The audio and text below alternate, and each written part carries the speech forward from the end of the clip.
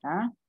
E, por favor, me digam se vocês estão conseguindo ver a minha apresentação, se está gravando, se está tudo certo, se a gente pode começar, por favor. Boa tarde, professora. Tá tudo certo, sim. A gente está conseguindo te ouvir, está gravando e está aparecendo, sim. Maravilha! Ótimo. Então, vamos lá, gente.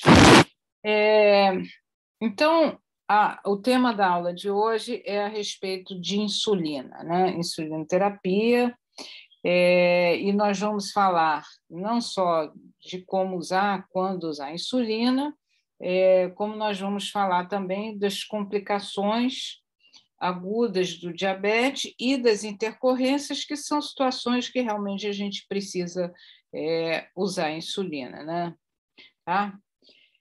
Mas, para a gente começar a aula, a gente vai falar um pouco a respeito do diabetes tipo 1, que é a principal utilização, né, de insulina.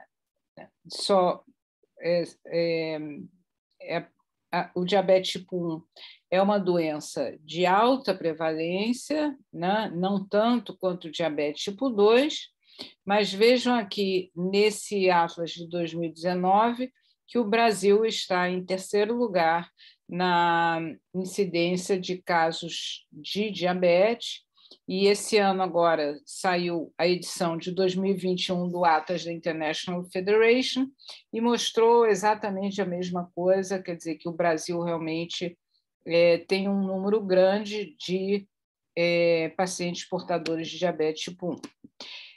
Quais são as principais características do diabetes tipo 1? A grande maioria é o diabetes tipo 1A, que é aquele de etiologia autoimune, né?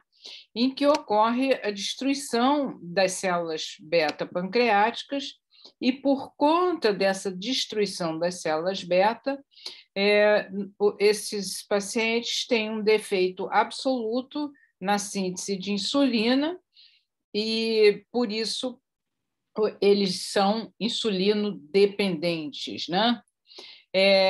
Classicamente, o início se dá na infância, ou no início da adolescência. No entanto, não ocorre apenas nessa faixa etária, pode ocorrer também na vida adulta, ou seja, não é porque o indivíduo é adulto que você vai afastar a possibilidade de o diagnóstico de diabetes tipo 1. E a maioria abre com um quadro clínico de descompensação, aquele quadro clássico por conta da deficiência absoluta de insulina, ou mesmo em cetoacidose diabética. Então, existem vários componentes na fisiopatologia do diabetes tipo 1A. São fatores ambientais e fatores genéticos a base da fisiopatologia do diabetes tipo 1A. Eu gosto mais desse slide daqui, que eu acho que ilustra um pouco melhor a fisiopatologia. Veja bem, então, como eu falei, existe um componente genético, né? O que é herdado? O que é herdado é uma suscetibilidade genética, o antígeno de histocompatibilidade, principalmente DR3 e DR4. Então, isso é herdado. Essas crianças ou esses indivíduos, né, quando eles são expostos a certos fatores ambientais, alguns deles ainda pouco conhecidos, mas bastante estudados, alguns já mais conhecidos, né? Isso daí precipita o processo, né? E precipita o processo. Quais são esses insultos ambientais? Então, um é a microbiota intestinal, que na medicina, cada vez mais, a gente está vendo a importância da microbiota intestinal. Outras são agentes químicos presentes, os disruptores endócrinos, que podem também contribuir para esse aumento da prevalência que tem se observado. E dietético, um dado que é bastante conhecido já há muito tempo, é o fato são crianças que são expostas ao leite de vaca precocemente, quer dizer, que não são amamentadas até os 6 meses de idade, então essas crianças têm uma maior prevalência de diabetes tipo 1. Bom, então, na presença desses insultos ambientais, né, um antígeno da célula beta se apresenta, começa a ativação da resposta celular, ativação das killer cells e macrófagos, liberação de citocinas, interleucina 1, TNF-alfa e, finalmente, a insulite com destruição de célula beta. E aí, então, você tem o surgimento dos autoanticorpos, né, como o antidesoxi, o GAD, que é antidesoxi, esqueci, o ICA, são o anti-insulina. Então, esses anticorpos começam a ser formados e, então, começa a haver uma aceleração nessa destruição da célula beta, que parcialmente, assim, aquela luta, parcialmente há uma regeneração, então, por isso que essa linha não é uma linha continuada, é uma linha ondulada, né? Até que chega um ponto de destruição da célula beta, em que começa a haver uma diminuição da insulina e consequente aumento da glicemia. Muito bem. Então, é aí que é feito o diagnóstico do quadro clínico de diabetes. Vocês observem aqui que alguns pacientes eles passam por um período de melhora da glicemia, com melhora dos níveis de insulina, que é o período que é chamado de período de lua de mel, que pode durar alguns meses, mas em seguida ocorre a deteriorização do quadro e o surgimento do quadro clínico característico, e aí ele evolui até o fim da vida do paciente, né? Se ele morrer com 90 anos de idade, ele vai morrer diabético, e hoje em dia nós temos vários pacientes com mais de 50 anos de doença, né? E bem, quer dizer, livre de complicações, que conseguiram se cuidar e estão aí contando a sua história, né? Então, como é que essas pessoas portadoras de diabetes tipo 1, né, chegam a ter 50 anos, 60 anos de doença? É porque os objetivos do tratamento foram alcançados, que é manter a glicemia e a hemoglobina glicada mais próximo do normal, né?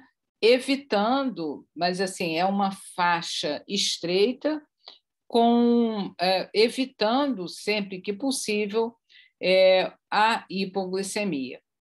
Então, o manter a glicemia próximo da normalidade, assim como a hemoglobina glicada, isso daí vai evitar as complicações crônicas e a descompensação aguda também, quando você consegue manter a glicemia próximo do normal. Como o diabetes tipo 1 é uma doença de origem autoimune, nós sabemos que ela está associada com outras comorbidades autoimunes, dentre elas, a mais comum é o hipotireoidismo, a tiroidite de Hashimoto. Por isso, nessa diretriz agora de 2021 da Sociedade Brasileira de Diabetes, se recomenda que seja feito o rastreio de doença autoimune tiroidiana nesses pacientes, ao diagnóstico e periodicamente, né? E, além disso, também, em crianças, deve ser feito rastreamento de doença celíaca, na época do diagnóstico, no 2º e no 5º ano, depois do diagnóstico, né?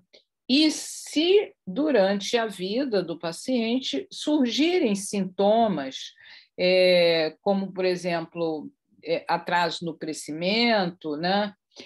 Ou mesmo sintomas gastrointestinais que sugiram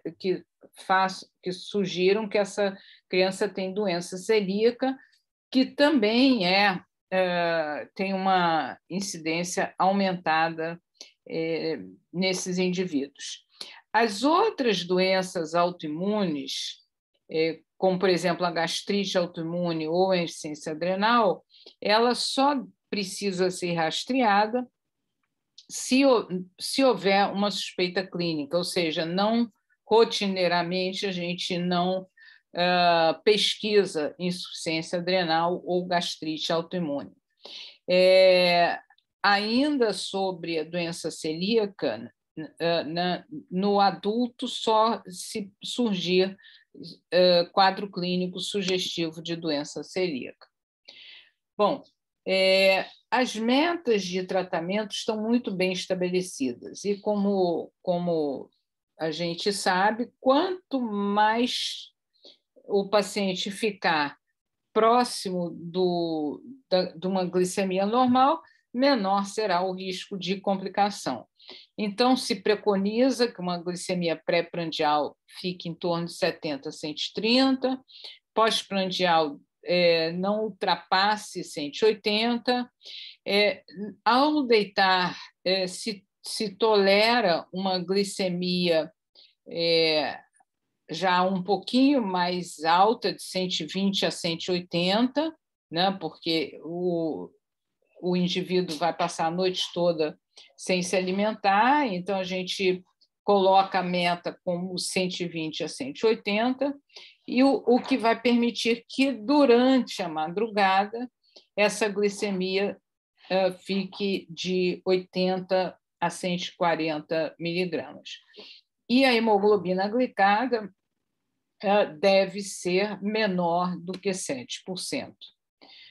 Bom, como é que você, então, vai monitorar esse controle glicêmico, né? Esses dados todos, glicemia pré-prandial, glicemia pós-prandial, glicemia durante a noturna, enfim. Os modos que nós temos de avaliar o controle glicêmico de um paciente é através da glicemia capilar, né? Então, é aquele teste da ponta de dedo, né? Em que o paciente fura o dedo, vê no glicosímetro e vê sua glicemia. Qual é o problema desse exame? O problema maior é que ele só dá o resultado da glicemia do momento. Então, é uma informação muito limitada, porque a glicemia é algo que flutua muito, mais ainda em indivíduos diabéticos que não têm insulina nenhuma. Então, por isso, o paciente diabético tipo 1, quando ele precisa, quer dizer, quando ele não tem outras formas de avaliar o controle glicêmico, a gente recomenda que a glicemia capilar seja feita pelo menos 7 vezes ao dia. A hemoglobina glicada é um espelho retrovisor, né? Então, você vê a média da glicemia nos últimos 2 a 3 meses. Atualmente, nós temos a possibilidade de avaliar o controle glicêmico com a monitorização contínua, né? Que é o Libre, que eu mostrei para vocês no final da aula da semana passada. E ele nos dá muito mais informação, principalmente nos dá uma informação extremamente valiosa, que é em relação à variabilidade glicêmica, né? E também permite um número de dados muito maior do que com a glicemia capilar, por exemplo, né? Em relação à variabilidade glicêmica, veja bem, por que ela é tão importante, né? Veja que essa é a forma que uma glicemia se comporta de um paciente diabético. Se comporta durante o dia, né? Então, alguns flutuam menos, outros flutuam mais, com maior frequência, com maior amplitude, mas todos eles, e nesses casos hipotéticos aqui, têm uma hemoglobina glicada igual. Então, simplesmente uma hemoglobina glicada de 7, por exemplo, pode significar uma pessoa que faz muita hiper e muito hipo. Isso você pode ver bem aqui. Então, uma pessoa que fez aqui 4 medidas de glicemia capilar, está aqui onde estão essas bolinhas, vocês reparem que, aparentemente, pela glicemia capilar, ele diria: eu estou muito bem compensado, minhas glicemias estão próximos da normalidade. Mas reparem que, fora desses períodos, ele fez pico hiperglicêmico, fez hipoglicemia, né? Então, ele deixou de ver e deixou de corrigir picos, como, por exemplo, esse daqui, né? Então, por isso que o Libre, né, ganhou tanta força e sempre que nós podemos usar o sensor, o paciente ganha muito no controle metabólico, né? Bom, o tratamento do diabetes ele é sempre dieta, atividade física, educação, insulina e monitoramento da glicemia. Sobre dieta e atividade física, a gente já conversou bastante, né? Apesar de que tem muito para se falar, mas não vai dar para falar tudo. Então, eu gostaria só de salientar a importância da educação. Veja bem, um paciente que é insulino-dependente, ele precisa saber como se comportar nas mais variadas situações do dia a dia. Por exemplo, um dia que ele está mais estressado porque ele tem prova na faculdade ou no colégio, ou um dia que, sei lá, o almoço atrasou, ou a diferença dos dias que faz atividade física ou não. Que mais? Quando fica doente, se tem uma gripe, alguma coisa assim, ele não pode, toda vez que ele tiver um desses momentos que são normais na vida de todo mundo, ninguém tem uma vida igual todo santo dia, né? Todo mundo tem variações, isso daí é absolutamente normal. Então, esse paciente ele precisa saber como é que ele vai agir nesses momentos, tá? Então, por isso que a educação do paciente diabético, principalmente o tipo 1, é tão importante.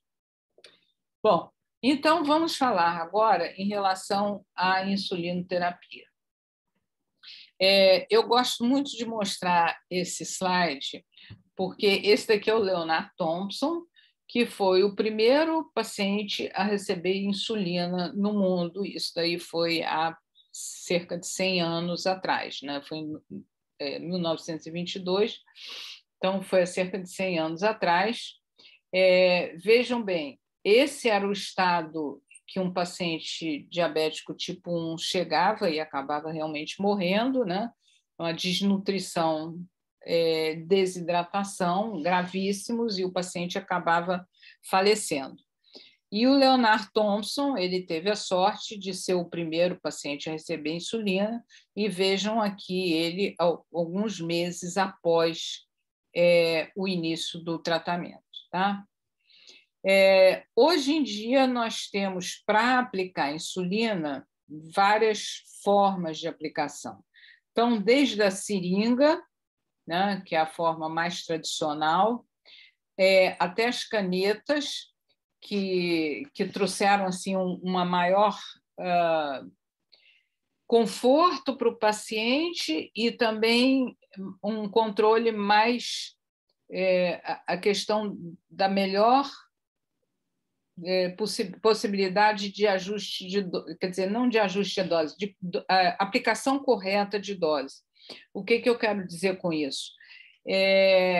Principalmente quando o paciente precisa, por exemplo, usar 4 unidades ou 14 unidades, quer dizer, doses quebradas, digamos assim, muitas vezes na seringa é muito complicado de ter a exatidão. Então, a precisão com a caneta de insulina é grande e tem a vantagem também dessas agulhas serem agulhas também mais suaves, menos dolorosas, e também a facilidade de transporte. Enfim, a caneta tem vários benefícios sobre a seringa, né? E a bomba de insulina, que nós já temos há muitos e muitos anos no Brasil e no mundo todo, que é o padrão ouro do tratamento do paciente com diabetes tipo 1. E, recentemente, foi lançada a insulina inalável, nós temos aqui no Brasil, que é a Afrezza, só que a Afrezza tem 2 probleminhas. É uma insulina excelente, mas ela é só insulina de ação rápida, e esse é um dos problemas, quer dizer, o paciente tem que tomar o basal, mas, paralelo a isso, o custo dela é muito alto. Faz parte da orientação que precisa ser dada ao paciente que vai iniciar o uso de insulina, passar para ele a informação em relação ao tempo de validade, que ele fique atento à conservação, como armazenar, né? Aonde armazenar, na geladeira, que não pode ser no freezer, nem no congelador, não pode ser próximo às paredes, porque pode congelar, enfim, como transportar, os meios de administração. Então, assim, não adianta você fazer um cálculo, aí meu paciente vai precisar tomar insulina, e se você não ensinar para ele como é que ele vai tomar essa insulina, como é que ele vai preparar, quais são os locais que ele vai aplicar a insulina, né? Bom, agora eu peço muita atenção de vocês para essa parte da aula, por favor. Então, se a gente quer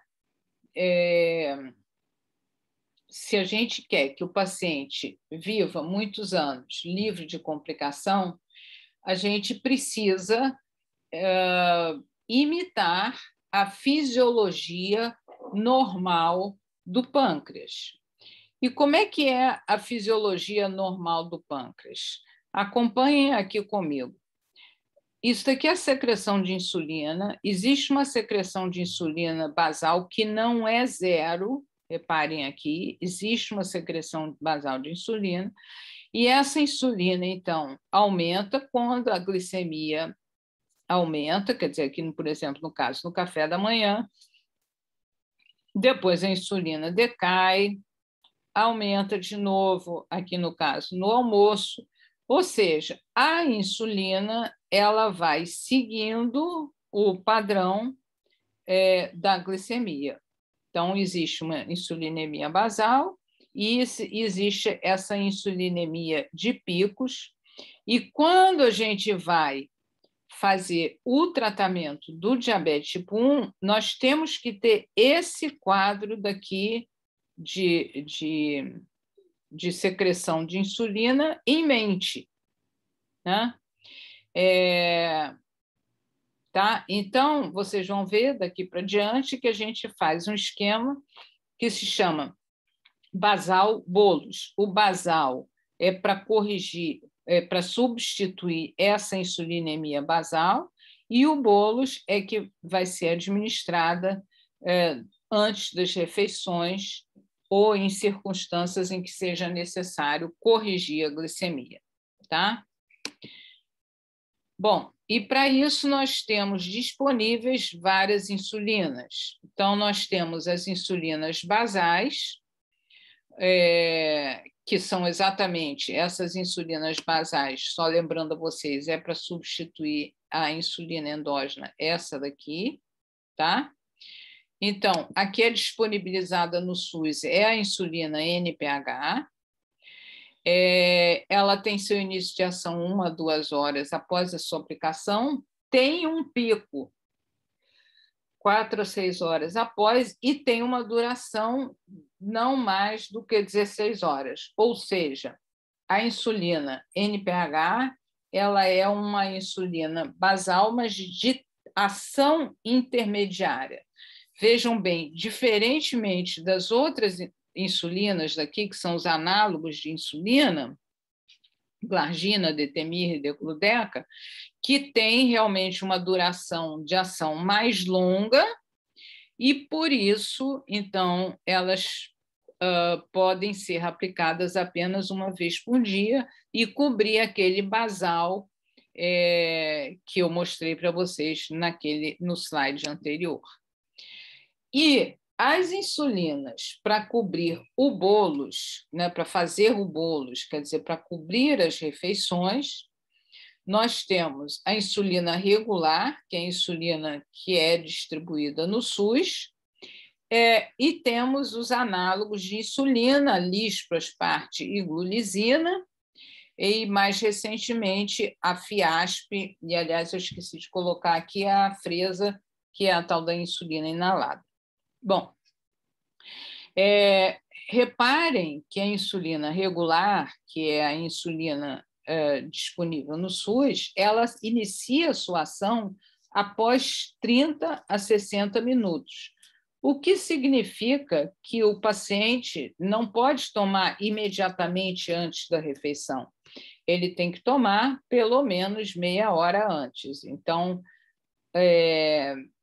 isso daí dificulta um pouco o seu uso, né? O seu uso correto.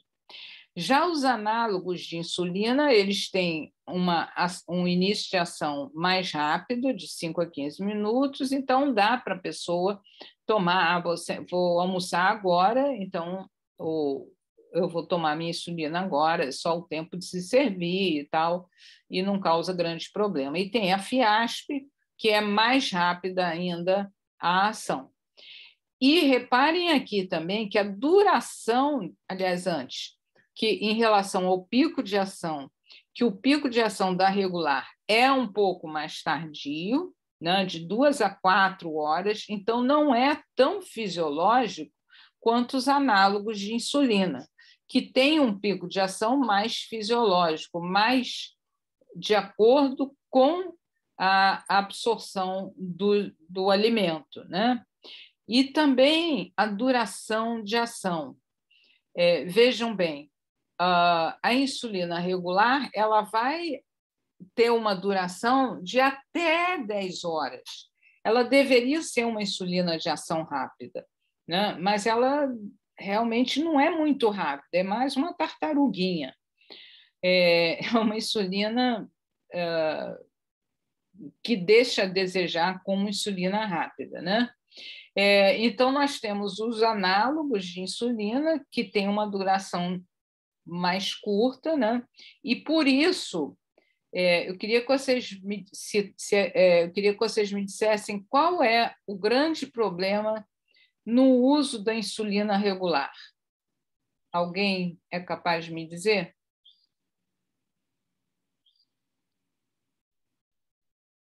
Pessoal, Eu tem não entendi alguém? a pergunta, professora. Oi. Qual é o principal problema na prática com o uso da insulina regular?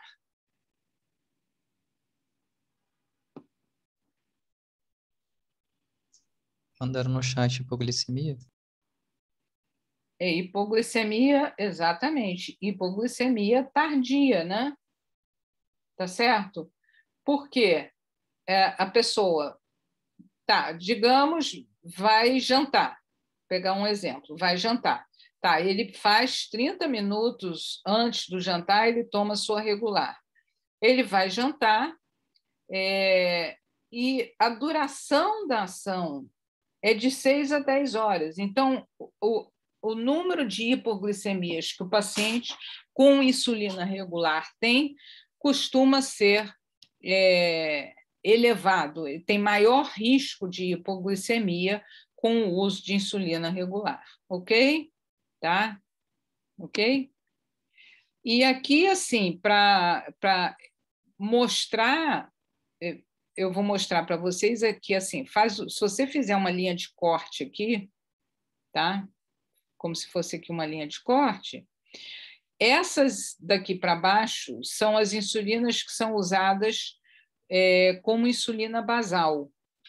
E aqui, acima dessa linha imaginária, são as insulinas que são usadas para bolos, né? Então, vejam bem que ela tem um tempo de ação mais curto, né? E aqui você observa o decaimento da regular, que é, no caso, que é essa daqui, como ele é lento e vai se arrastando, né? Então, bom, como é que você vai... Então, quando você insuliniza, né, que eu estou falando o tempo todo, a gente usa basal e a gente usa o bolos. O basal é no sentido...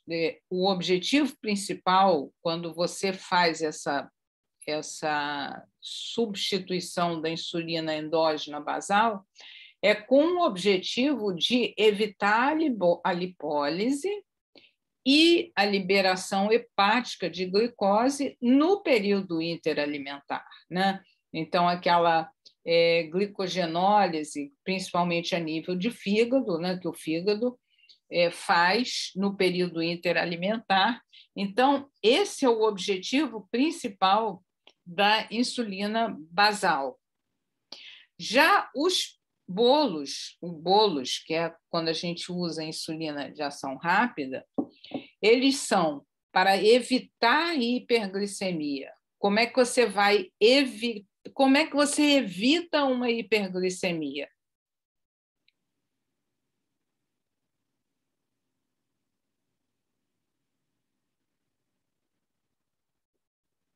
Como é que você evita? Usa corretamente antes da refeição, né? Perfeito. Aplicando antes de cada refeição. Perfeito, né?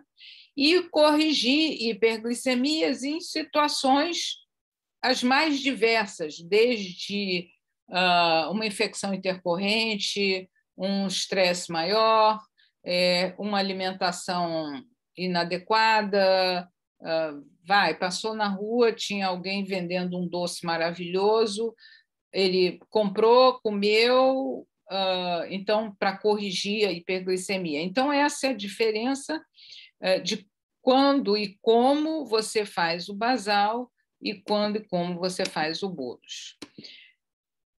Como é que se insuliniza um paciente? A dose diária total, inicial, situa-se em torno de 0,5 a 1 unidade por quilo. A gente sempre começa com a dose menor, 0,5 unidades por quilo. E aí, então, chegou o paciente,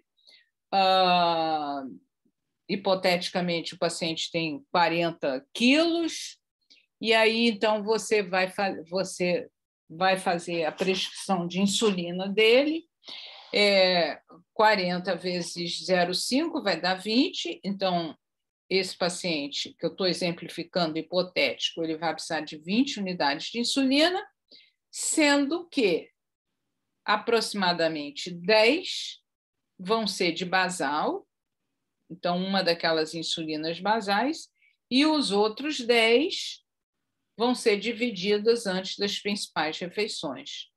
Isso daí está claro? Pode repetir, professora. Claro. Veja bem, você vai precisar insulinizar um paciente. Acabou de fazer o diagnóstico de diabetes tipo 1. Como é que você vai fazer isso? Você vai pesar o paciente e você vai usar 0,5 a 1 unidade por quilo por dia, sendo que a gente recomenda que comece com 0,5, porque para evitar a hipoglicemia. Então, mas você está autorizado também a iniciar com 1, não tem problema, não está errado. Então, hipoteticamente, um paciente de 40 quilos, se você vai usar meia unidade, você fez o cálculo que esse paciente tem a necessidade diária inicial de 20 unidades de insulina. Até aí, tudo bem? Sim. Tá. Como metade dele tem que ser basal e o metade tem que ser bolos, esse paciente hipotético, ele vai usar 10 unidades de uma insulina basal, tá? Pode ser glargina, pode ser qual NPH, o que for, e 10 unidades da insulina rápida. Até aí, tudo bem? Agora você entendeu ou não? Entendi. Mas aí Entendeu? como é que vai dividir a rápida? Pois é, isso que eu ia... Tá, perfeito. Como é que você vai dividir a rápida? Você vai dividir de acordo com os hábitos do paciente. Então, se o paciente, a principal refeição é, por exemplo, o almoço, você pode fazer, deixa eu fazer as contas aqui, por exemplo, 3 antes do café, sei lá, 2 antes do café, 4 antes do almoço, e 4, 2, 6 e 4 antes do jantar. Enfim, você vai dividir mais ou menos de acordo com o hábito do paciente, né? Nos Estados Unidos, o café da manhã é a principal refeição, então lá a dose maior de insulina nessa fase de insulinização, nesse primeiro momento, vai ser sempre mais insulina de bolos antes do café da manhã. No Brasil, isso não acontece, o café da manhã do brasileiro é muito frugal, geralmente se almoça mais ou se janta mais, então você vai jogar essas 10 unidades, quando você for dividir, você vai jogar mais para a refeição mais substancial, mais parruda do paciente. Isso daí está entendido? Entendi. Tá? Bom. E aí, a titulação, quando a gente fala titulação, é a mesma coisa que ajuste da dose, né? Ajuste da dose é a realizada com base na glicemia de jejum, né? E nas glicemias pré e pós-prandiais, né? A de jejum, por quê? Porque você vai ver o resultado do que você aplicou à noite. Por isso a de jejum, tá? E pré-prandiais, por exemplo, antes do almoço, você vai avaliar o que você aplicou no café da manhã. Tá compreendendo até aí? Sim. Ok, tá. Então, a necessidade diária, ela é alguma coisa assim, é extremamente variável, né? Tem pacientes que precisam de doses muito baixas, tem pacientes porque eles são mais sensíveis à insulina, tem pacientes que estão no início do quadro, então eles normalmente precisam doses relativamente menores de insulina.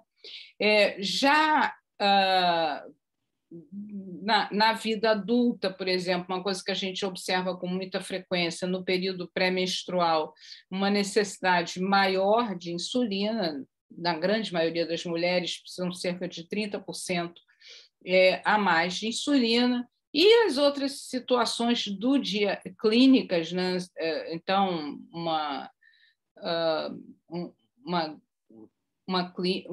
gripe ou uma infecção urinária, né? Gravidez. Então, a necessidade diária, isso é uma coisa importante vocês terem em mente, que é extremamente variável, né? Tá?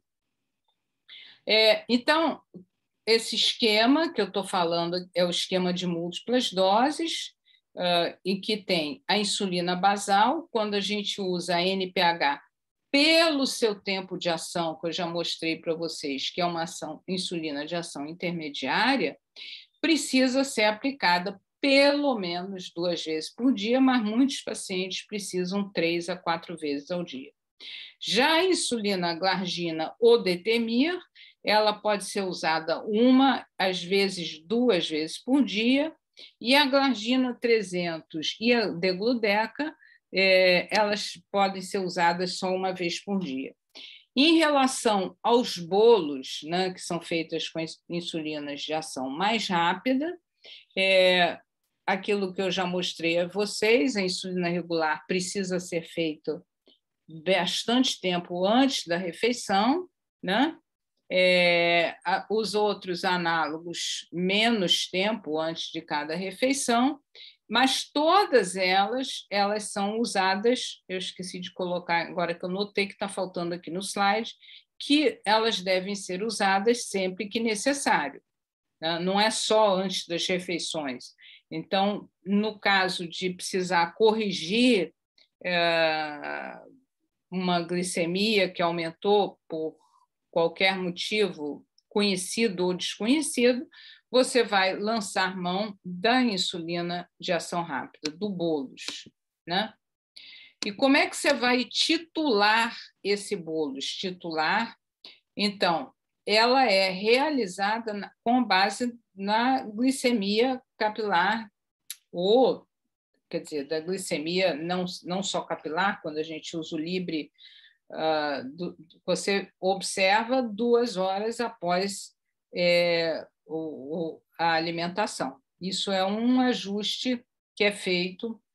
Agora, como eu estou batendo muito na tecla de que a necessidade insulínica é algo extremamente individual e variável, eu preciso falar para vocês a respeito do fator de sensibilidade. O que é o fator de sensibilidade? É um fator, é um número, tá? que a gente calcula que permite o ajuste da dose de insulina, de acordo com a sensibilidade de cada indivíduo. Reparem que eu falei para vocês que as necessidades de insulina são extremamente variáveis. E se vocês já tiveram oportunidade de ver, talvez, no ambulatório, tem pacientes que necessitam de doses baixas de insulina, tem pacientes que necessitam de doses altas de insulina. E isso se chama fator de sensibilidade, mas tem a ver não só com a sensibilidade ou resistência à insulina, mas tem a ver também com a necessidade diária de insulina de acordo com o peso do paciente. Por exemplo, uma criança de 5 anos, com certeza, vai usar uma dose menor, sei lá, uma criança de 5 anos que pese, sei lá, 20 quilos, não sei quanto uma criança de 5 anos pesa, mas digamos que pesa 20 quilos, ou um adulto que pesa 60 quilos, a necessidade de cada um deles é muito diferente, diária, tá certo? Então, obviamente, que se você, numa criança que pesa 20 quilos, aplicar, por exemplo, 10 unidades, é uma dose alta de insulina, já 10 unidades para um indivíduo adulto que pesa, sei lá, 60 ou 80 quilos, 10 unidades pode não ser nada, não fazer nem cosquinha, como a gente diz, tá? Então, é muito importante vocês entenderem que a sensibilidade é algo individual. Não existe e não é igual em todo paciente diabético, tá? É extremamente individual. Então, como é que você vai saber qual é o fator de sensibilidade de um indivíduo? Esse fator de sensibilidade, se for então, você sabe a dose total diária de insulina, né? Então, uma pessoa toma 40 unidades, 80 unidades, total, somando o basal e o bolos. Se essa pessoa é uma pessoa que usa NPH irregular, você vai dividir 1.500 por essa dose diária de insulina. Se a pessoa usa análogo de insulina, você vai dividir 1.800 por essa dose total de insulina. E existe um outro cálculo que a gente faz, que é a razão insulina-carboidrato, também baseado nessa sensibilidade do indivíduo, né, de cada paciente. E aí a gente divide 500 também pela dose total de insulina. Vamos ver se vocês entenderam. Assim, mais uma informação importante que eu esqueci de dar. Existem alguns indivíduos que a gente precisa fazer um plano alimentar menos flexível, que é um plano alimentar mais convencional, é aquele que você diz para o paciente, olha, você no café da manhã vai comer 2 fatias de pão com uma fatia de queijo, depois no almoço vai comer 3 colheres de sopa de arroz, enfim, você dá o cardápio, tá? Porque o paciente tem dificuldade de entender, mas que permita mais flexibilidade, né? Então, nesses indivíduos, a gente faz 0,05 ou 0,1 nas principais refeições. Vamos ver se vocês entenderam se vocês entenderam o conceito, tá? De sensibilidade insulínica. Um caso hipotético, Mateus usa 30 unidades diárias de insulina. O alvo dele pré-prandial, né, em jejum, por exemplo, é 100 miligramas. Mas ele acordou e está com a glicemia de 250 miligramas. Quanto você vai aplicar de insulina para ele? Ou vai orientá-lo para usar?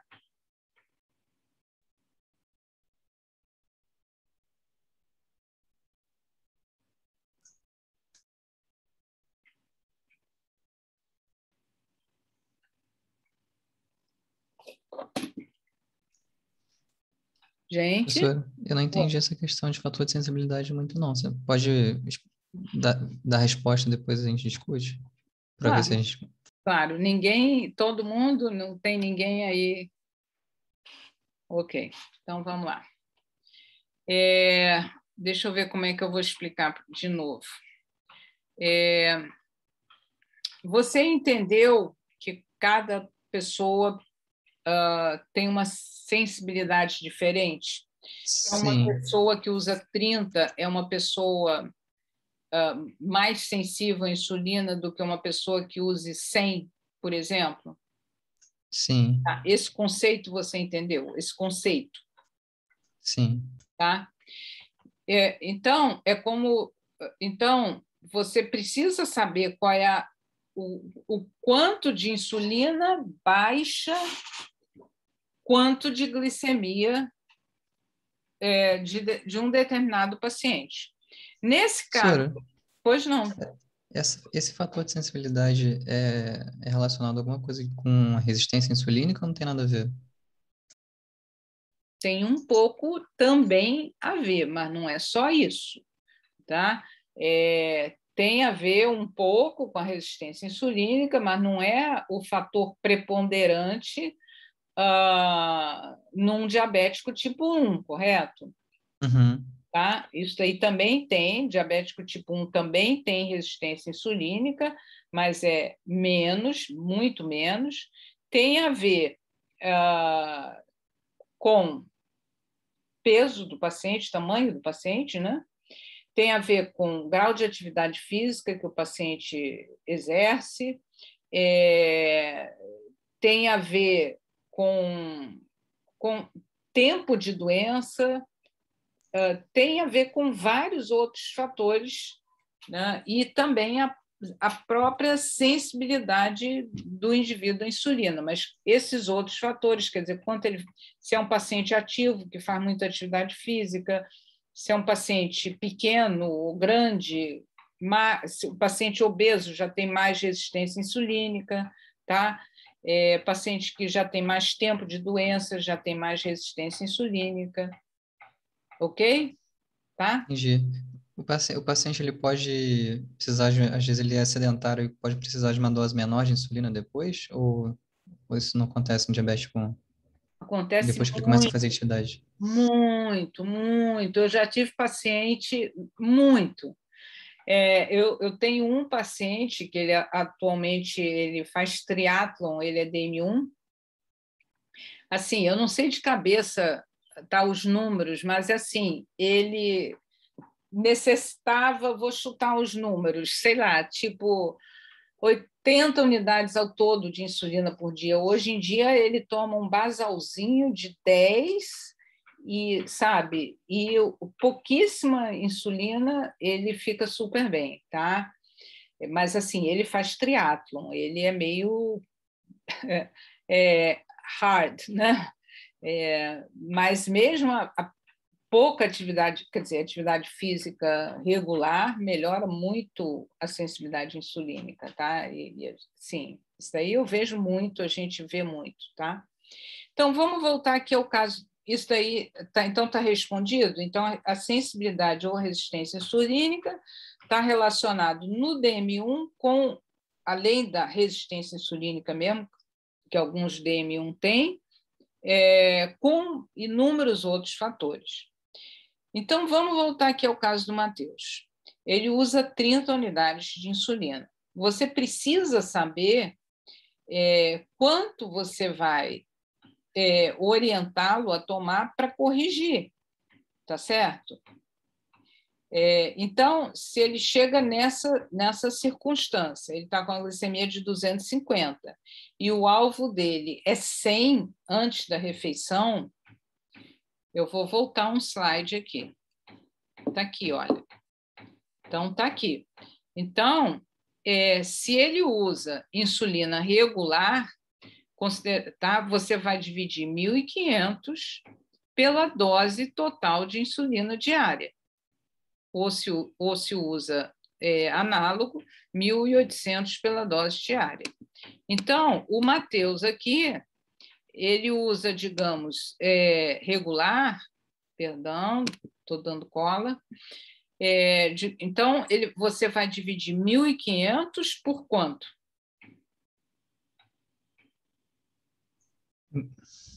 Por 30. Por 30, que é a dose diária dele. Perfeito. Então, 1.500 dividido por 30 dá 1.550, professora. Ai, tá todo mundo... Tá, dá 50. E que é? 50 é o quê? 50 unidades de insulina que você vai aplicar nele? Não, isso é o fator de sensibilidade, é isso? O que significa fator de sensibilidade? O que você vai dizer para ele corrigir essa glicemia? Fator de sensibilidade é 50. E aí? Quanto você vai dizer para ele tomar de insulina? O que significa esse fator de sensibilidade? 50. Esse 50 é o quê? Para cada um de insulina abaixo de 50, a glicose, é isso? Muito bem! Isso, tá? Então, você vai dizer para o Matheus o seguinte, Matheus, cada uma unidade de insulina baixa 50 miligramas da tua glicemia. Então, para corrigir essa glicemia, você vai ter que tomar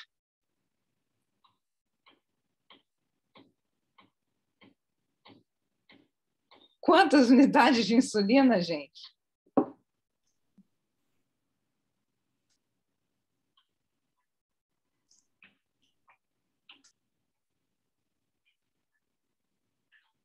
Quantas unidades? 3 unidades. 3, perfeito, perfeito. Se cada uma unidade corrige 50 miligramas, você vai dar 3 unidades e ele vai chegar na meta dele, no alvo dele, que é 100 miligramas.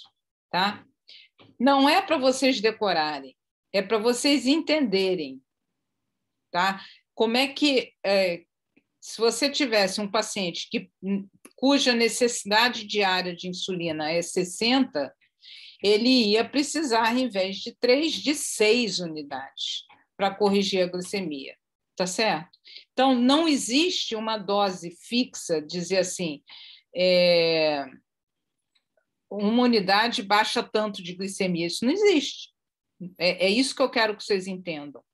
Vai depender, e aí você tem que ver cada paciente por si. Então, está aqui, se ele estivesse usando ultra rápida, seria 1/60, tá? O fator de sensibilidade dele. Então, o Matheus ele toma 3 unidades ou 2,5 unidades se ele usa ultra rápida. Perfeito? Bom, quais são os efeitos colaterais da insulina? Hipoglicemia, ganho de peso, as reações alérgicas são extremamente raras e uma complicação relativamente comum é a lipodistrofia. O que é a lipodistrofia? É uma alteração na pele em consequência da aplicação repetida de insulina no mesmo lugar. Se o paciente não é orientado que ele deve fazer o rodízio da aplicação, e ele ficar sempre aplicando no mesmo local, seja qual for, coxa, abdômen, o que for, aquela área pode sofrer ou uma lipoatrofia ou uma lipohipertrofia, e isso vai atrapalhar muito o controle glicêmico desse paciente, né? Mas a insulina também se usa em pacientes com DM2, cuja hiperglicemia não responde à mudança de estilo de vida e outros antidiabéticos orais, ou quando o paciente chega com hemoglobina glicada de 9 e está com poliúria, polidipsia, polifagia, emagrecimento, então são sinais clínicos de deficiência de insulina, deficiência mais severa de insulina, e também vai precisar em casos de intercorrências clínicas, como, por exemplo, no caso do paciente hospitalizado. No paciente hospitalizado, a gente sabe que o paciente em hiperglicemia ele tem aumento da morbimortalidade. Por quê? Porque a hiperglicemia afeta negativamente o balanço hídrico, né, pela glicosúria, pela desidratação, afeta a função imune e a inflamação, né? Então, por tudo isso, a hiperglicemia pode afetar o desfecho e ela deve ser evitada durante a hospitalização. Então, mas não, os estudos científicos, eles não recomendam insulinoterapia intensiva no sentido de meta muito rígida, né? Porque está mais associado, as metas muito rígidas está mais associado com hipoglicemia e os estudos randomizados não mostraram benefício sobre uma terapia um pouco menos rígida. Então, a recomendação atual é meta entre 140 e 180 da glicemia, com monitoração frequente da glicose, né? Sendo que no paciente hospitalizado, que geralmente ele vai ser colocado em insulinoterapia venosa, muitas vezes, precisa ser dado atenção no momento de suspender a insulinoterapia venosa e passar para a insulina subcutânea, porque a partir do momento que você tira o equipo do paciente, tira a infusão venosa de insulina, o paciente fica zerado de insulina, né? Então, por isso que a gente sempre, quando vai suspender a insulinoterapia venosa, a gente inicia ou reinicia, depende do caso, a insulina subcutânea antes de retirar a venosa, né? Então, dependendo da situação clínica, pacientes internados não necessitam obrigatoriamente de insulinização, né? Muitas vezes a gente pode, dependendo do quadro clínico, quer dizer, qual o motivo que levou à internação, às vezes é uma simples cirurgia de hérnia ou uma cirurgia, sei lá, de catarata, alguma coisa assim mais simples, né? Então, você não vai precisar insulinizar esse paciente. Mas é importante suspender a metformina, principalmente porque pode ser que haja necessidade de contraste radiológico, e isso aí coloca o paciente em maior risco de acidose lática e de insuficiência renal pós-contraste, né? Então, alguns agentes orais podem ser mantidos, mas aí é uma questão muito de individualização, sempre chamar a atenção de vocês que os antidiabéticos orais que que podem levar à hipoglicemia, que são os secretagogos, as sulfanilureias, elas, de preferência, devem ser suspensas, porque esses pacientes muitas vezes ficam sem poder se alimentar, né? E aí, então, o risco de hipoglicemia é bastante acentuado. Bom, na cirurgia eletiva, é claro que quando você tem tempo, maravilha, você vai tentar que o seu paciente esteja o melhor possível para ser submetido à cirurgia. Aí você manda o paciente para o endocrinologista, a gente prepara o paciente bonitinho, devolve para você redondinho, pronto para a cirurgia, tá perfeitamente controlado, né? Mas nós, além de ver o controle glicêmico, nós vamos ver as eventuais comorbidades que esses pacientes tenham, como complicação cardiovascular, complicação de neuropatia, quer dizer, se o paciente faz hipotensão. Então, nós vamos avaliar o paciente como um todo, ver os potenciais riscos para que esse paciente faça a cirurgia, né? Então, como eu já falei, a avaliação cardiovascular é fundamental, principalmente em todo paciente diabético, mais ainda no paciente diabético tipo 2, né? E a avaliação clínica completa na busca de outra comorbidade que possa piorar o desfecho da cirurgia que esse paciente vai ser submetido. E, dependendo do caso, suspender a medicação oral, né? Então, é aquele paciente que vai ser submetido, por exemplo, a uma cirurgia de hérnia e está tomando, por exemplo, inibidor de DPP-4, ele não precisa suspender, tá? Então, assim, é muito individual a conduta perante um paciente na cirurgia eletiva. Já na cirurgia de urgência, e você não tem muito tempo, né? Então, o paciente, você vai tentar mantê-lo, em primeiro lugar, é muito importante, muito bem hidratado, né? E aí você, então, vai colocá-lo em insulinoterapia, né? Para que você possa monitorar o controle glicêmico a todo momento, né? E aí a gente usa aquele esquema que é em bomba de infusão e o dripping, que você vai acompanhando através ou da glicemia capilar ou através dos sensores, aí realmente varia bastante a conduta, né? Bom, esse ponto agora é um ponto também, eu diria que talvez um dos mais importantes pontos dessa aula. Vou fazer uma pergunta a vocês. Vocês, com certeza, a essas alturas, estão já no 7º período, já tiveram, viram um paciente internado e tal.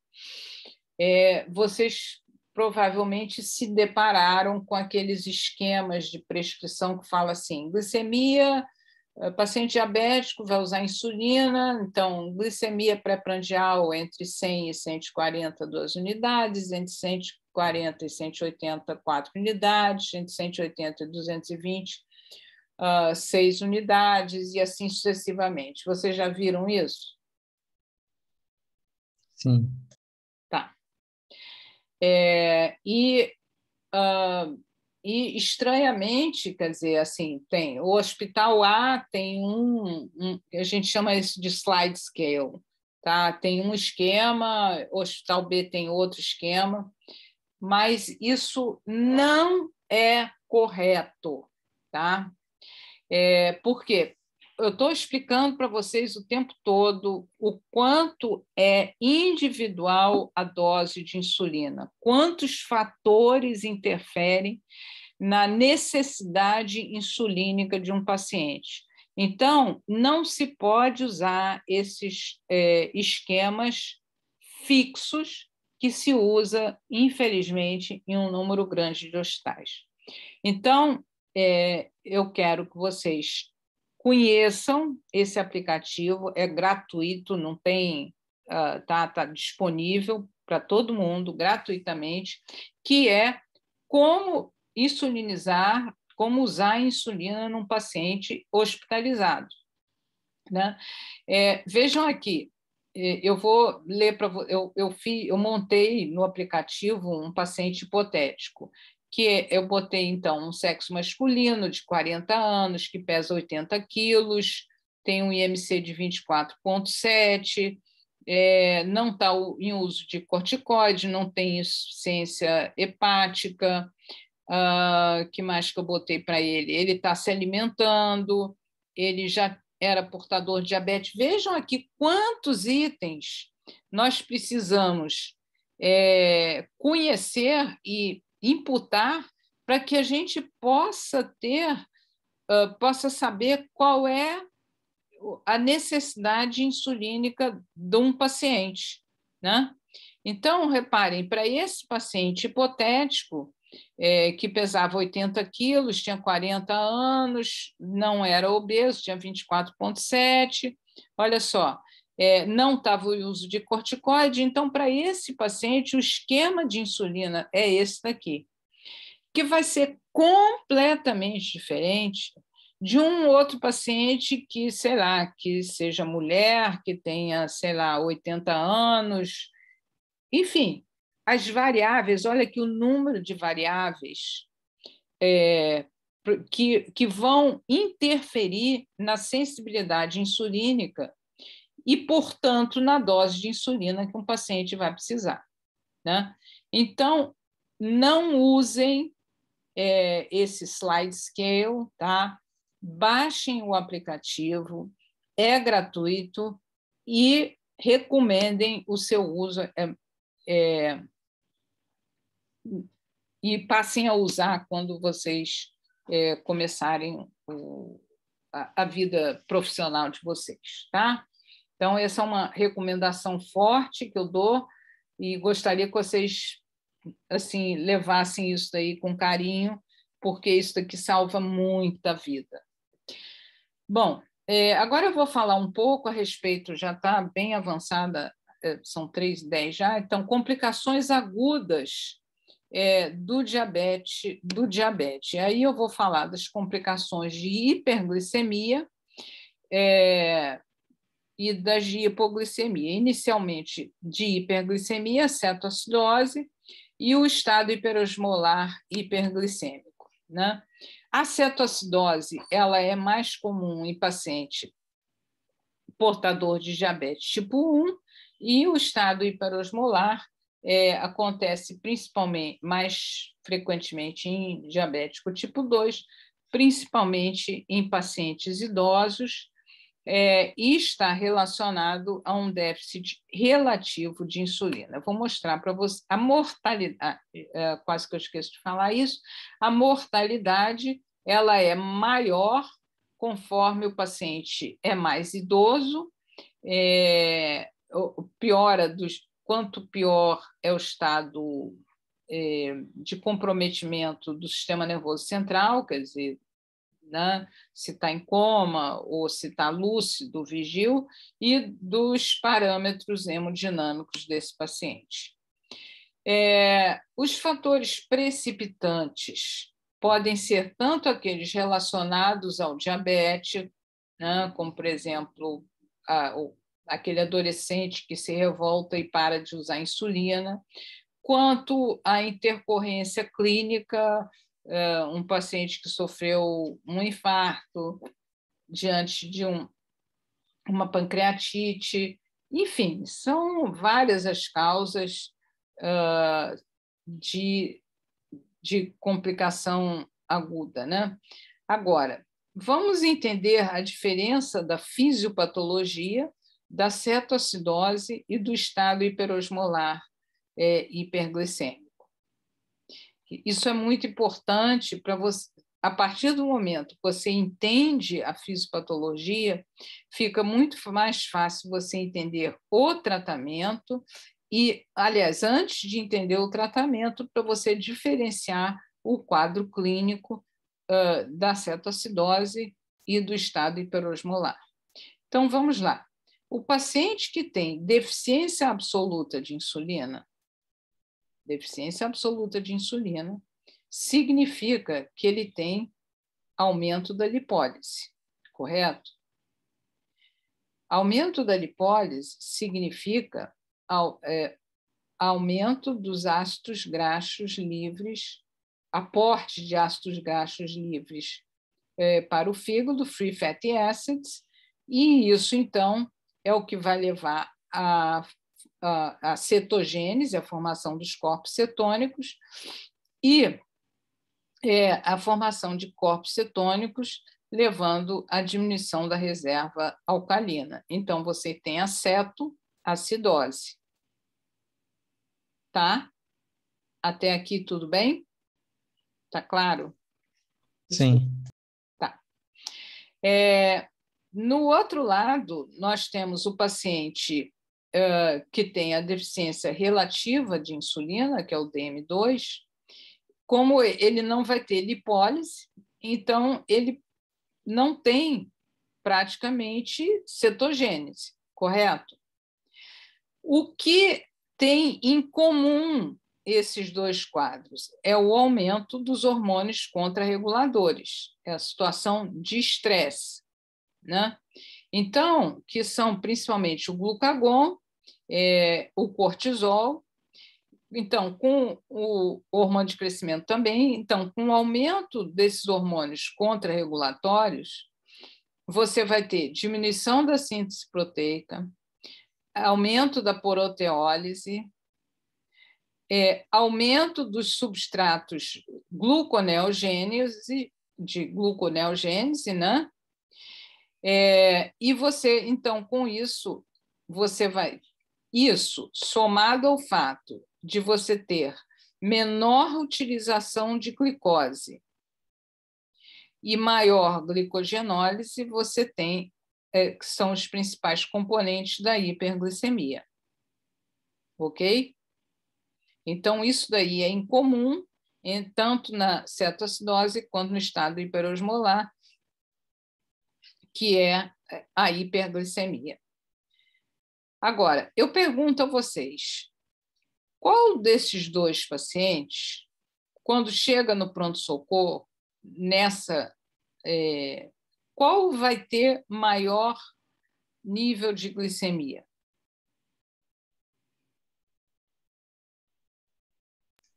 Tem deficiência absoluta. Perfeito. Não, Não, não, Não. não, não. Sabe por quê? Não pelo seguinte, porque esse paciente, e é por isso que eu gosto de colocar essa pergunta, porque esse paciente, apesar dele ter uma deficiência absoluta, ele faz um quadro de cetoacidose, né? E isso daí é um quadro clinicamente muito grave, né? Mais grave, é um estado mais grave. Então, esse paciente daqui, ele vai começar a ter repercussões mais severas, tipo hálito cetônico, respiração de Kussmaul, comprometimento do sensório, não tanto pela hiperglicemia, mas principalmente pela cetoacidose. Já esse paciente daqui, como ele não faz cetoacidose, ele vai devagarinho aumentando a glicemia, e aí o que acontece com esse paciente daqui? Aumenta a glicemia, entretanto, ele inicialmente, né, ele começa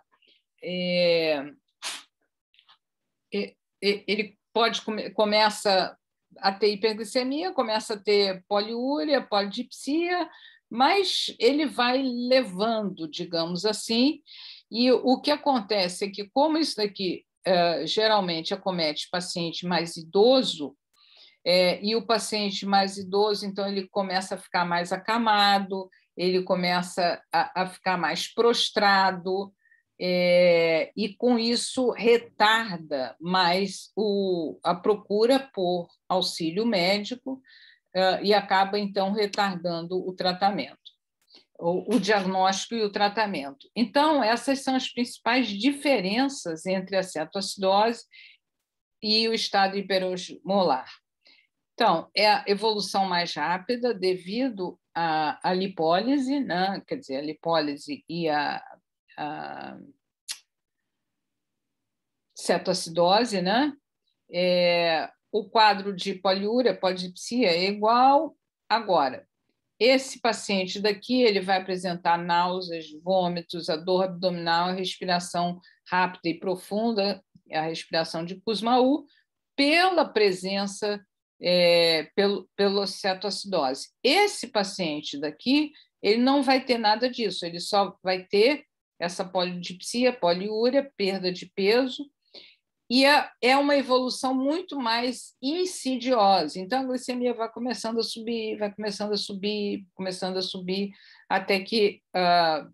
e aí, então, começam a surgir os problemas neurológicos, né? Quer dizer, a confusão mental, a letargia, como eu falei, até chegar à crise convulsiva ou sinais focais. Então,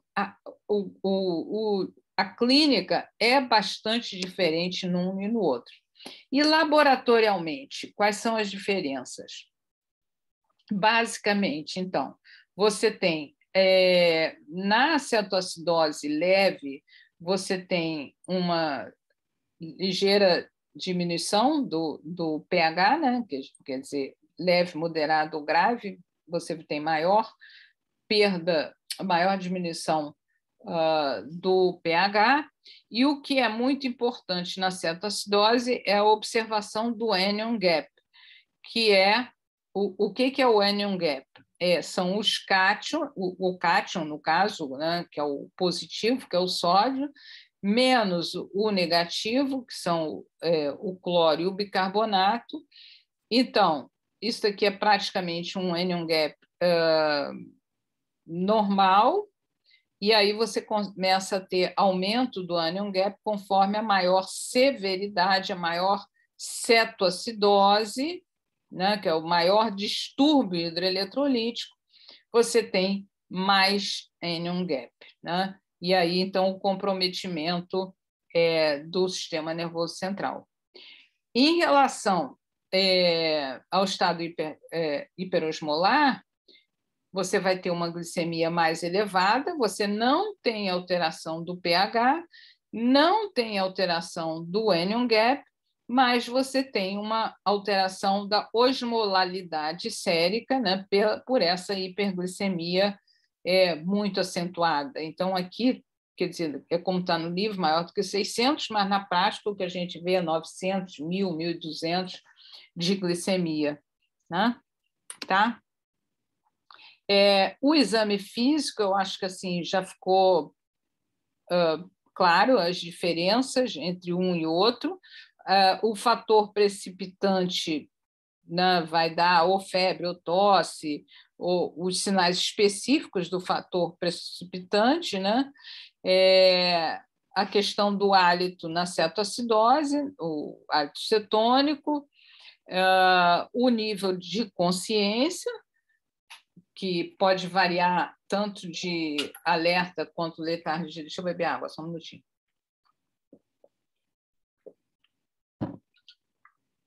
Pronto.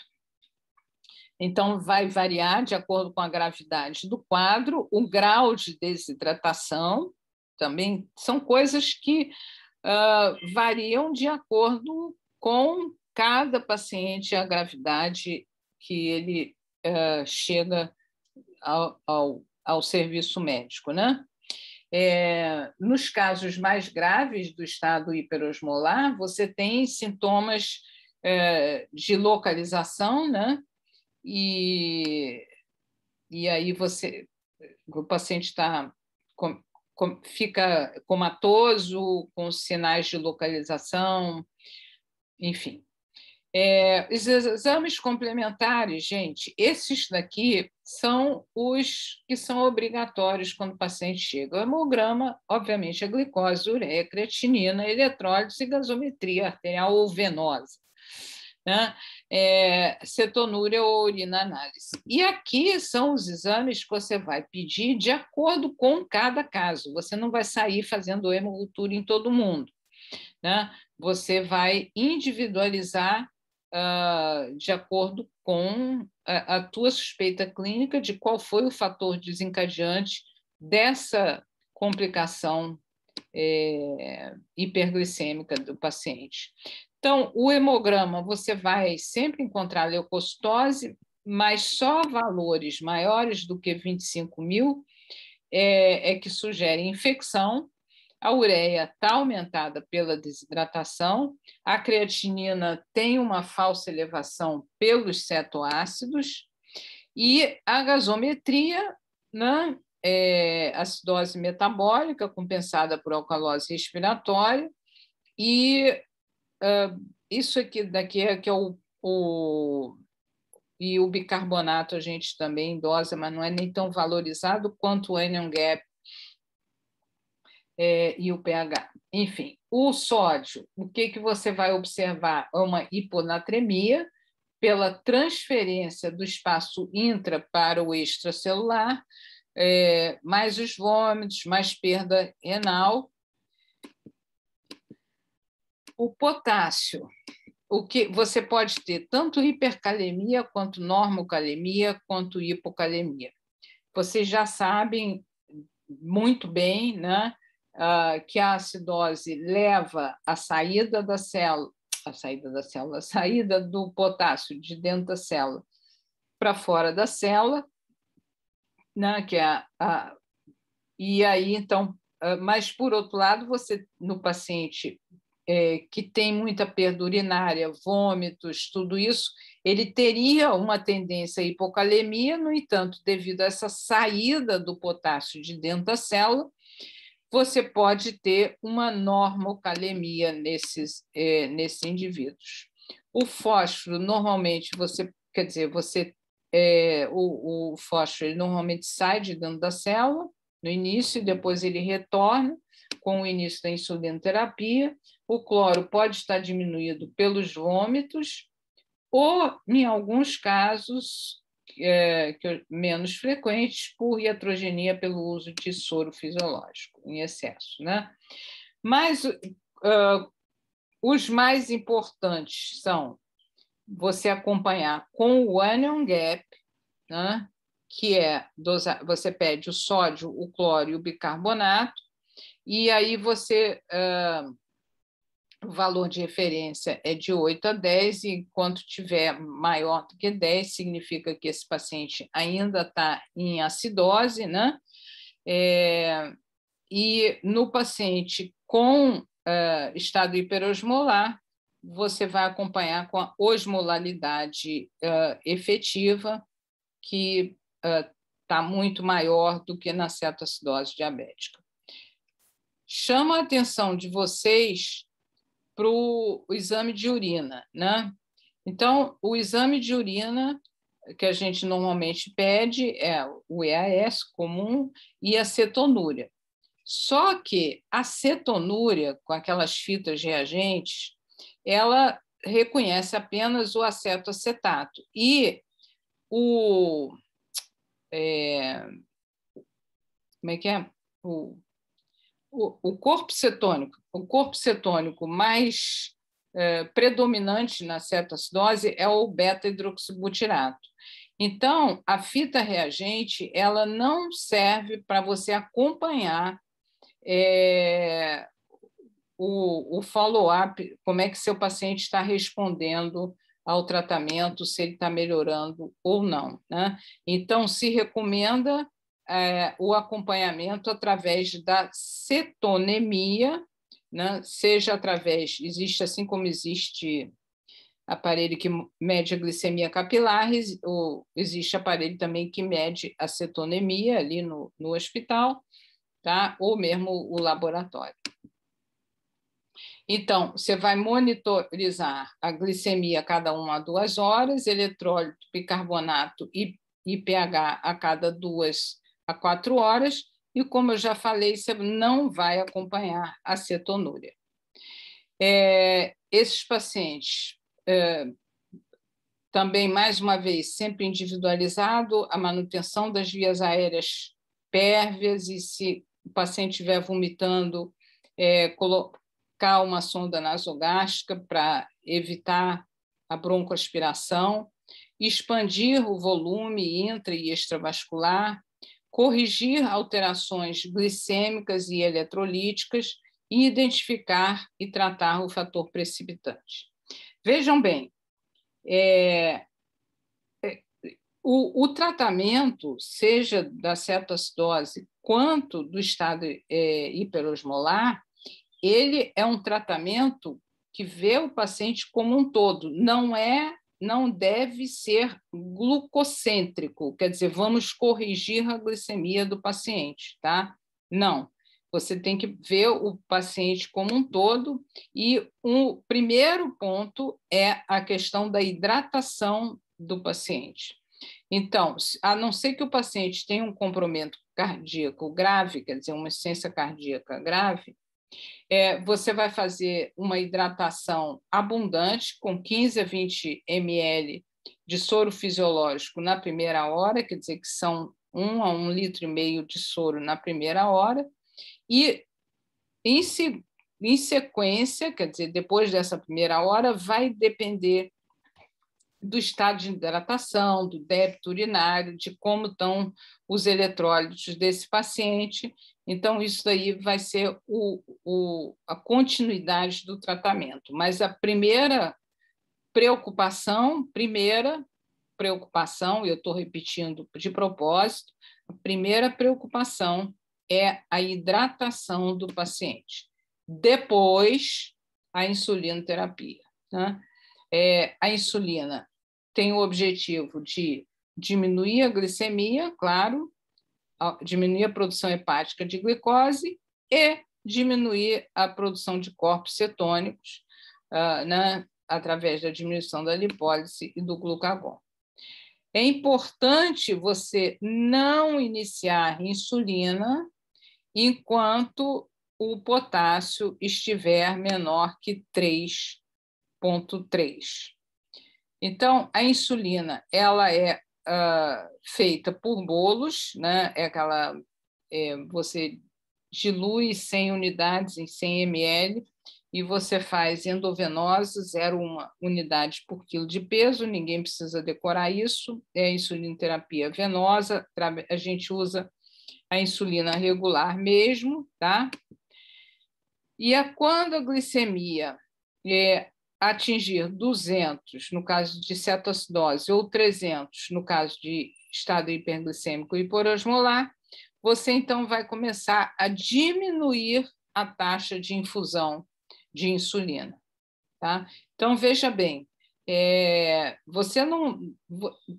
Quando começa a melhorar a glicemia, você vai, então, diminuir a taxa de infusão de insulina e não só isso, como você vai associar soro glicosado à solução salina, né? E você deve manter a glicemia, no caso de cetoacidose, entre 150 e 200 até a correção da acidose metabólica, e no estado hiperosmolar, manter a glicemia entre 200 e 300 até a osmolaridade atingir 315 miliosmóis por quilograma. O potássio, que é uma grande preocupação... Professora, Pois não, pois não. licença, desculpa te atrapalhar. É que eu Não, não sei se foi avisado para a senhora que hoje a aula era só às 3, tem uma prova daqui a pouquinho. não, ninguém me avisou nada. A aula no cronograma hoje está só até às 3, porque a gente tem prova. Ixi, como é que a gente faz? Não sei. Fica Bom, muito apertado para a gente se a aula for até às 4 mesmo. Bom, gente, então, o que eu posso... Bom, eu vou, então, interromper aqui, né? Professora, posso dar uma sugestão? Claro, eu A senhora aceito. poderia continuar dando a aula e aí a senhora grava, deixa gravando e a gente termina de assistir. Tá bom, mas eu tenho que... Então vamos... Eu vou só colher a presença rapidinho e depois eu continuo a aula, tá bom? Vamos lá, Tá rapidinho. bom, Então, professora. presença, tá? Ótimo, vamos lá. Ana Beatriz Repinaldo, Presente. Ana Carolina Delecrote, Presente. Ana Carolina Rodrigues, Presente, professora. Breno Barreto, não, Breno Barreto não está, Bruno de Oliveira, também não, Bruno Silva, Presente, professora. Carlos Felipe, Presente, professora. Felipe de Souza Santos, Presente. Fernanda de Almeida Januzzi, Presente, professor. Fernanda Pereira, Presente, professora. Fernanda Souto, Presente. Gabriel Moraes, não, Guilherme Coufal, Elvésio, Hércules, Presente, professora. Isabela Geraldi, Isabela Rodrigues, Presente, professora. Jerônimo da Rocha, João Henrique Culac, João Paulo, Presente, professora. João Roberto, Júlia Moté, Presente. Laísa, Presente. Laura, Presente, professora. Leonardo Ferraz, Presente. Leonardo Matias, Letícia Carvalho, Presente. Letícia Maria, Oi, professora, presente. oi, Luana Rangel, Lucas Andrade, Lucas Garcia, Presente. Luiz Ricardo,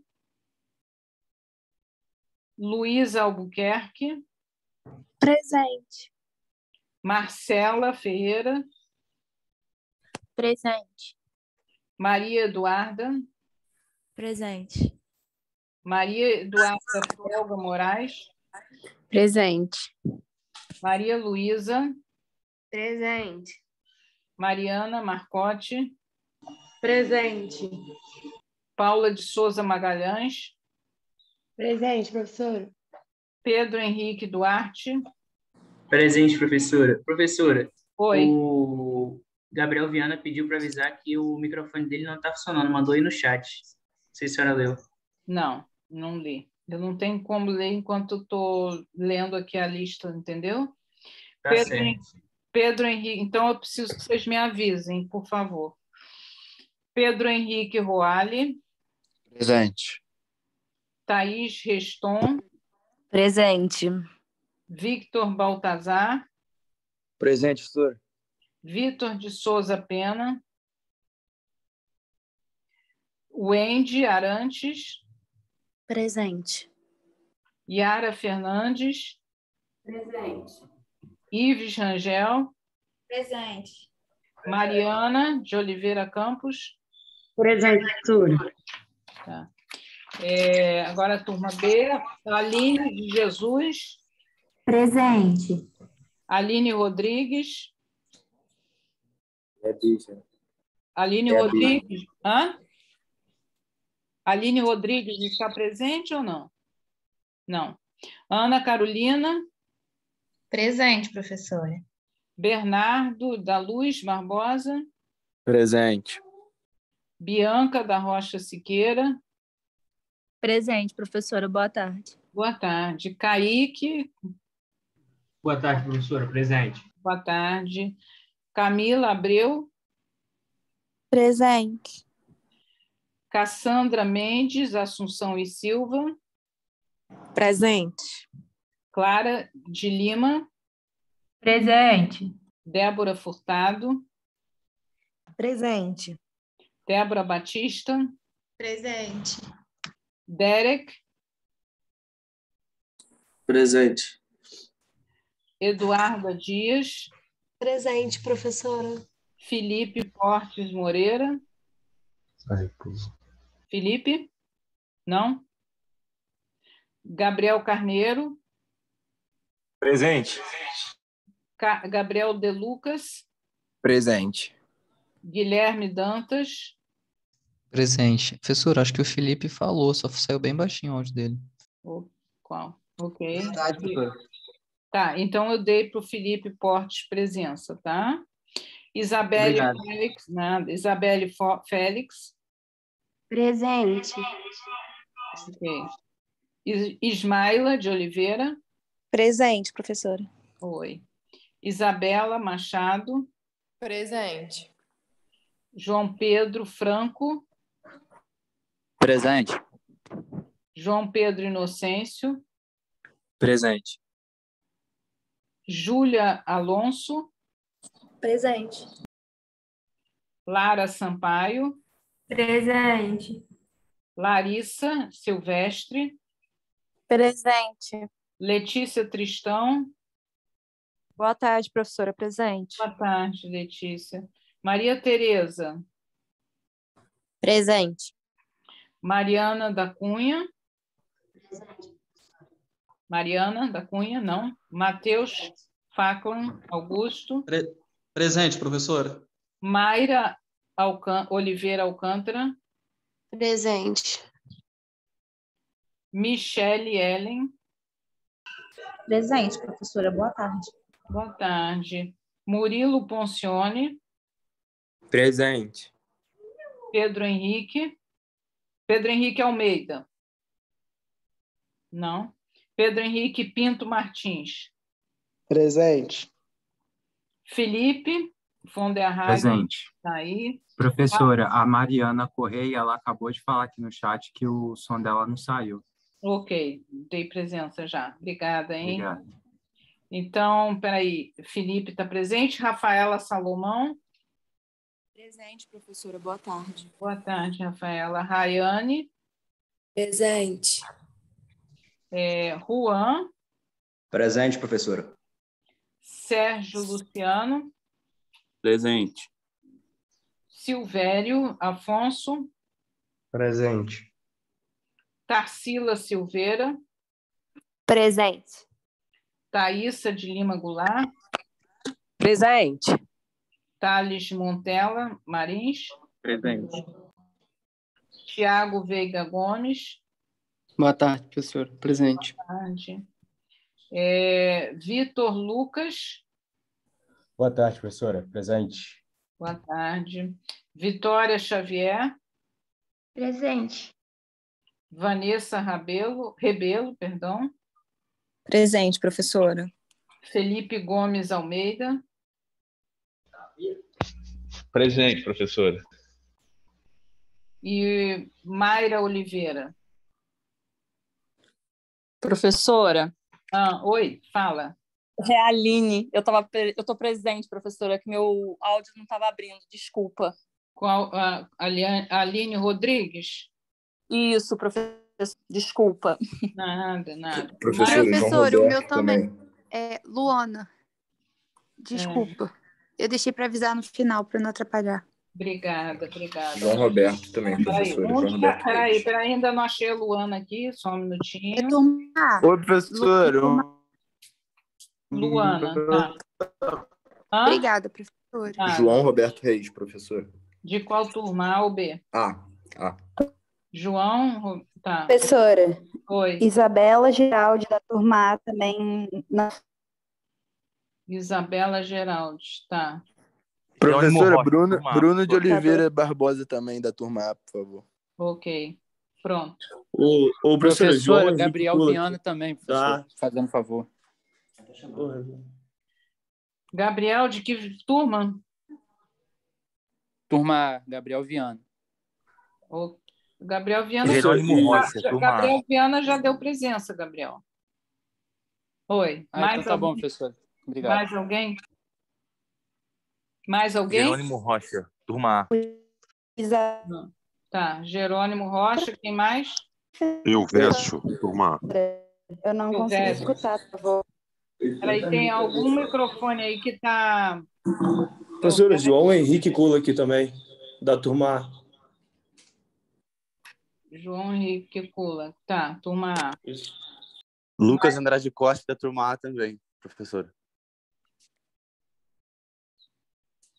Ok. Tá, mais alguém? Professor, eu não sei, está travando muito aqui para mim o Isabela Geraldi, da turma A, foi? Deixa eu ver. Isabela Geraldi foi, tá presente, tá? Tá bom. Professora. Está travando muito. Eu não sei se você anotou meu nome, é Victor Pena, da turma A também. Não tinha anotado. Pronto. Professor, Breno Barreto Fernandes, da turma A também. Pronto. Mais alguém? O professor Guilherme Cofal, da turma A. Guilherme Cofal Borges. Ok. Tá bom. Obrigado. Nada. Mais alguém? Então... Professora. Oi. Eu fui o último da B, Felipe Gomes. Eu não sei se você ouviu. Sim, não, tá aqui. Felipe Gomes. Tá presente. Tá, obrigado, viu? Nada. Então, posso terminar a aula agora? Então, todo mundo já saiu? Ok. Então, eu estava falando a respeito da depressão corporal de potássio, né? Que, apesar de haver essa depressão de potássio, pode cursar tanto com hipercalemia leve quanto a hipercalemia moderada, né?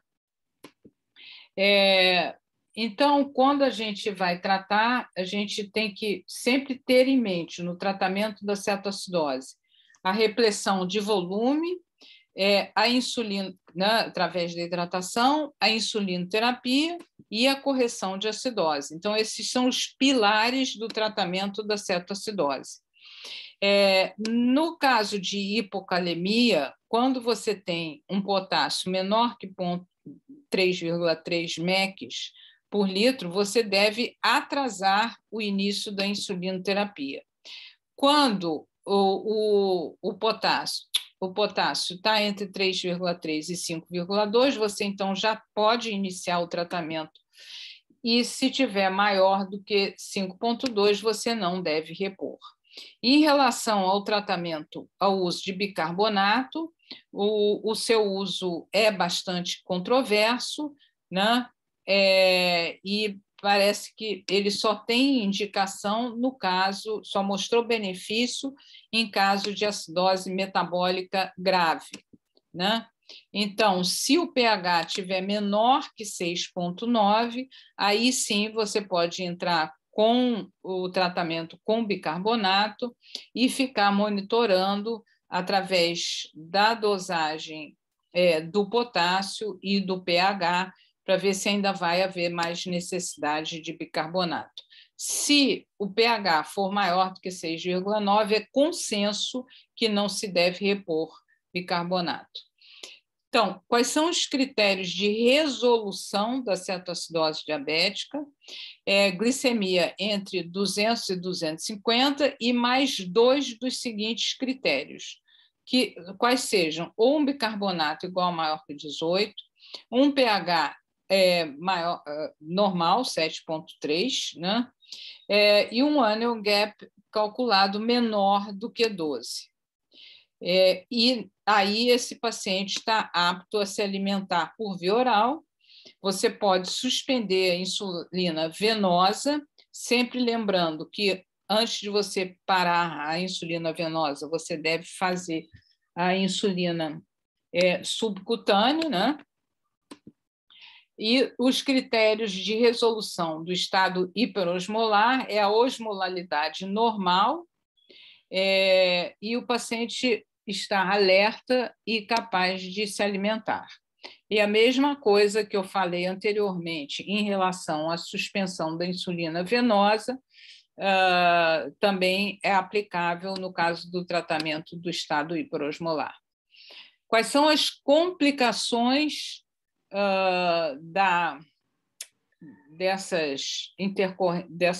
complicação das complicações, né, da cetoacidose do estado hiperosmolar? Hipoglicemia, hipocalemia, edema cerebral, síndrome da angústia respiratória do adulto e trombose vascular. No entanto, o melhor tratamento para o diabetes, para essas complicações agudas, é a prevenção. Então, são campanhas de diagnóstico e esclarecimento populacional sobre a doença, a educação e adesão do paciente diabético ao tratamento e que o paciente tenha acesso rápido e eficaz ao sistema de saúde. E vamos falar agora da complicação mais comum do diabetes, que é a hipoglicemia. O diagnóstico ele é feito na presença da tríade de Whipple, né? O que é a tríade de Whipple? São os sintomas de hipoglicemia documentados com uma glicemia diminuída, menor do que 70, é uma hipoglicemia moderada, e menor do que 40, uma hipoglicemia severa, e que o alívio dos sintomas ocorra com o uso da glicose exógena. E quais são as causas de hipoglicemia? Excesso de insulina, né? Seja o excesso de insulina exógena, então a dose de insulina que foi administrada foi uma dose excessiva, ou endógena, que a gente chama endógena, quando, por exemplo, um insulinoma é uma causa, mas não é isso que a gente está falando da insulinoterapia, né? Então, por exemplo, ou então no paciente que usa, quer dizer, que omite uma refeição, ou o excesso de exercício. Então, essas são as principais causas de hipoglicemia. E muitas vezes isso vem associado. Então, o paciente fez um excesso de alimentação, ou um excesso de exercício e não se alimentou adequadamente e está com insulina circulando, né, porque tomou sua dose de insulina de manhã antes de sair de casa. E quais são os sinais e sintomas que esses pacientes apresentam? Existem os sinais de hiperatividade autônoma, né, que são palidez, sudorese, tremores, taquicardia, sensação de vômito. Então, esses são os sintomas de hiperatividade autônoma. Existem os sintomas de neuroglicopenia, que são alteração de humor, confusão mental, podendo ter convulsão, torpor e coma. Eu gostaria de lembrar a vocês, ou melhor, chamar a atenção sobre essa questão de alteração do humor e confusão mental, né? É bom alertar não só o paciente, como os familiares, amigos, enfim, porque se o paciente, por exemplo, começa a se tornar agressivo, ou se o paciente começa a ficar, a ter uma atitude inapropriada, tipo, começa a tirar roupa num lugar público, né? Então, isso são coisas que podem acontecer, e que o tratamento, obviamente, é o tratamento da hipoglicemia, né? No paciente mais idoso, são as complicações cardiovasculares, quer dizer, arritmias cardíacas, isquemia e elevação da pressão arterial. Como é que é feito o tratamento da hipoglicemia? Se o paciente não perdeu consciência, você vai recomendar que ele use uma colher de sopa de açúcar, né? Ou mel, que é a mesma coisa, ou que tome um copo de suco de laranja ou de um copo de refrigerante comum, né? E recomendá-lo que ele espere 15 minutos, porque é o tempo que leva para essa glicose chegar a circular e melhorar a sintomatologia. Então, é bom avisar o paciente que, infelizmente, a melhora dos sintomas leva pelo menos 15 minutos, então que é necessário um pouco de paciência. Por que eu estou chamando a atenção disso? Porque muitos pacientes ficam ansiosos com o mal-estar, então aquela sensação de fome exagerada, ou tremor, sudorese, palidez. Alguns pacientes têm uma sensação de morte iminente, então ficam ansiosos e começam a querer comer ou beber, sabe, litros. E isso daí não vai adiantar, pelo contrário, não vai corrigir mais rapidamente a glicemia, e pode levar que depois a glicemia suba muito, então sai da hipoglicemia para uma hiperglicemia. Quando o paciente está com perda de consciência, deve ser feita a administração de glicose endovenosa, ou então a administração intramuscular ou subcutânea de glucagon. O mais importante, todo paciente que usa insulina, todo paciente diabético deve trazer algum tipo de identificação. Pode ser uma tatuagem como essa daqui, pode ser um colar que tem uma plaquinha, uma pulseira, qualquer coisa, né? E além da informação de que ele é diabético, que usa insulina, e o contato de uma pessoa próxima. Então, basicamente, era isso que eu tinha a dizer. Aqui estão as leituras recomendadas e